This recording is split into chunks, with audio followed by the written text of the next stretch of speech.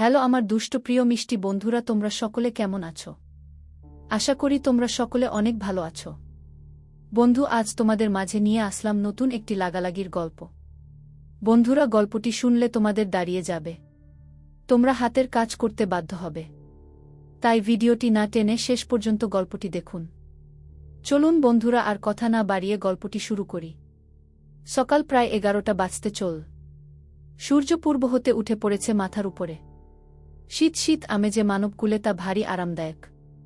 রিসর্টের সকল ফর্মালিটিস পূরণ করে অহনা, সঞ্জয়, সাইমি ওরা সকলে নিজেদের লাগেজ টানতে টানতে বেরিয়ে এলো রিসর্ট থেকে।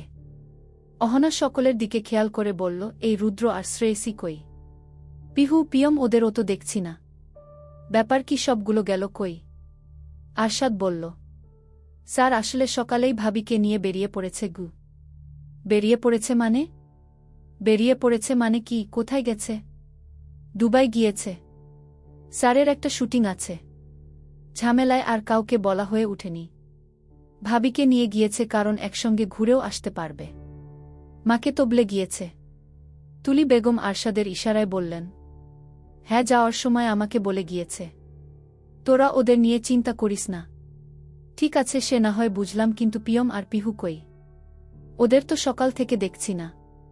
আরাফাত মাঝখান থেকে বলল, পিয়ম ভাইয়ের সঙ্গে আমার অনেক রাতে দেখা হয়েছিল। ঘুম আসছিল না, তাই আমি হাঁটতে বের হয়েছিলাম। তো তখন দেখলাম পিয়ম ভাই রেডি হয়ে কোথায় যেন বেরিয়ে যাচ্ছে। আমাকে দেখে বলল আমি যেন সবাইকে বলে দেই ভাই তার ডিউটিতে গেছে, তার খোঁজ না করতে। সময় পেলে সে নিজেই ফোন দেবে। আর পিহু তো আছেই, ও সবাইকে বলবে। ইমতিয়াজ মির্জা চিন্তিত কণ্ঠে জিজ্ঞেস করল, তার মানে পিহু পিয়মের সঙ্গে যায়নি? আরাফাত মাথা নেড়ে না জানাল, তাহলে মেয়েটা গেল কই? সঞ্জয়, আরুষ, আরশাদ গেল রিসর্টের ভিতরে পিহুকে খুঁজতে। সারা রিসর্ট তন্ন তন্ন করে খুঁজেও পিহুকে কোথাও পেল না ওরা। সবার মুখে চিন্তার চাপ। তখন হঠাৎ অন্তিকা বলল, আচ্ছা, আমরা রিসর্টের রিসিপশনিস্টকে জিজ্ঞেস করে দেখতে পারি তারা পিহুকে বাইরে বের হতে দেখেছে কিনা। যেহেতু বোঝাই যাচ্ছে পিহু ভিতরে নেই, তারা তো সারা রাত ওখানেই থাকে। হ্যাঁ, ঠিক বলেছ। আরুষ দৌড়ে রিসিপশে গেল। গিয়ে ওখানে থাকা রিসিপশনিস্টনকে পিহুর ছবি দেখিয়ে জিজ্ঞেস করল, আচ্ছা, এই মেয়েটিকে কি কাল রাত 10টা থেকে এর মধ্যে কখনো বাইরে যেতে দেখেছেন? রিসিপশনিস্ট কিছুক্ষণ ভেবে বলল, হ্যাঁ, এনাকে তো কাল অনেক রাতে বেরিয়ে যেতে দেখলাম। বাপরে, আমি কিছু জিজ্ঞেস করতে গেলেই আমাকে এক ধমক দিয়ে ঝড়ে বেগে বেরিয়ে গেল। সকলে রিসিপশনিস্টের কথায় চিন্তায় পড়ে গেল। পিয়ম না হয় কাজে গিয়েছে, কিন্তু পিহু হঠাৎ এমন করে কোথায় যাবে? সে তো এরকম কাণ্ডজ্ঞানহীন মেয়ে নয়। পিহু রিসোর্টে নেই, তার মানে এখানে তাদের থেকেও কোনো কাজ নেই। আর পিহু কারণ ছাড়া তো এমনটা করবে না। নিশ্চয়ই কোনো কারণ আছে এর পিছনে। সকলে গাড়িতে গিয়ে উঠে পড়ল। আরশাদ যেতে গিয়ে ও কি ভেবে যেন পুনরায় ঘুরে রিসিপশনিস্টকে পিয়মের ছবি দেখিয়ে বলল, দেখুন তো, এই লোকটি আগে বেরিয়েছে না এই মেয়েটি আগে বেরিয়েছে? এই লোকটি স্যার। আচ্ছা, এদের সময়ের ব্যবধান কতটুকু ছিল যদি একটু ভেবে বলতেন। জি স্যার। এই লোকটি বেরিয়ে যাওয়ার 5-6 মিনিট পরেই মেয়েটিও বেরিয়ে যায়। তার মানে ওরা কি একসাথে গিয়েছিল? মানে এক গাড়িতে? না স্যার, একসঙ্গে তো যায়নি। দুজন আলাদা গাড়িতে গিয়েছিল।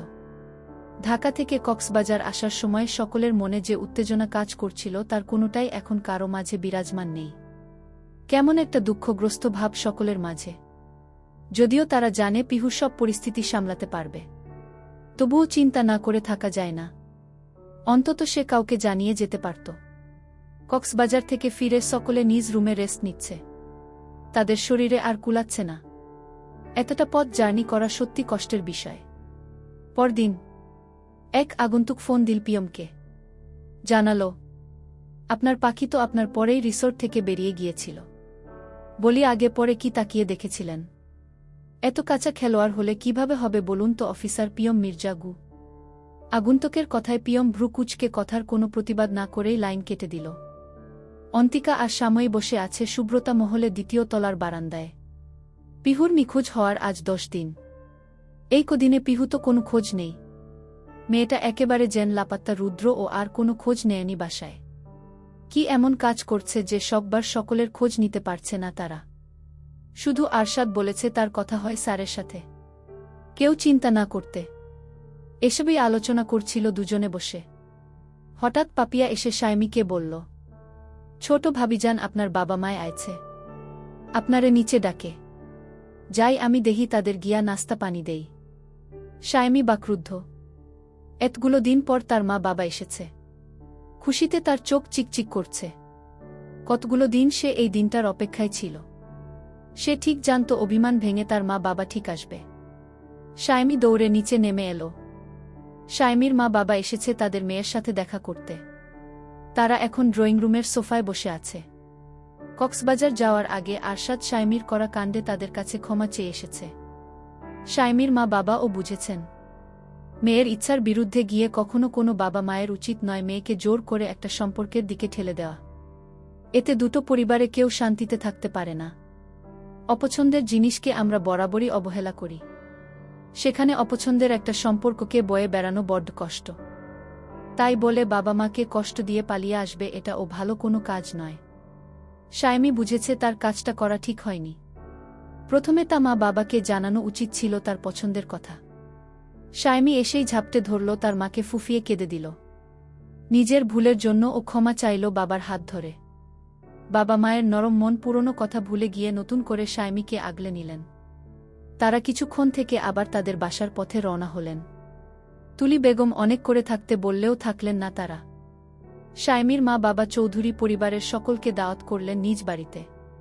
তুলি বেগম আর ওমর চৌধুরী ও তাদের হাসি মুখে বিদায় দিল। আধো আলো আধো অন্ধকার একটি রুমে বসে সমানে সিগারেট ফুঁকে যাচ্ছে এক পুরুষ। ছোট্ট একটি জানালা ভেদ করে হালকা সূর্যের রশ্মি ভেতরে ঢোকার পায়তারা করছে। অবশেষে সফলও হচ্ছে। কথায় আছে না, চেষ্টা করে যাও, সফল তুমি হবেই। পুরুষটির সামনে কাঠের চেয়ারে বাঁধা এক মানবী সমানে শব্দে গুঙ্গিয়ে যাচ্ছে। তাতে পুরুষটির কোনো ধ্যান নেই। সে একমনে সিগারেটের ঘোলাটে ধোঁয়া একমনে ছেড়ে যাচ্ছে উপরে, যেন একমাত্র এটাই তার গুরুত্বপূর্ণ কার্য। পুরুষটি শয়তানি হেসে বলল, কেমন লাগছে miss Piyontika Chowdhury Pihu? Oops, miss নয় Mrs right, Mrs Piyam Mirza. তা কেমন লাগছে আপনার অনুভূতি এই মুহূর্তে? ভালো লাগছে তো? একদম ঝাক্কাস, তাই না? হ্যাঁ, লাগবেই তো। একদিন পর পর আপনাকে খাবার দেওয়া হচ্ছে, ভালো তো লাগবেই। পিহুর আগে ফুসে ইচ্ছে করছে এক লাথিতে ওর বিচি ফাটিয়ে দিতে। ছি, হোক জঘন্য। জীবনের সব বড় পাপ বোধহয় সে একে বিশ্বাস করেছে। কাছের মানুষগুলো এভাবে তাকে ঠকাবে সে কল্পনায় ও ভাবেনি। সুপারস্টার রুদ্রপ্রতাপ চৌধুরী, হোয়াইট স্নাক্সে তুমি সকলকে বাঁধো। আজ আমি আমার ডেরায় তোমার বোনকে বাঁধলাম।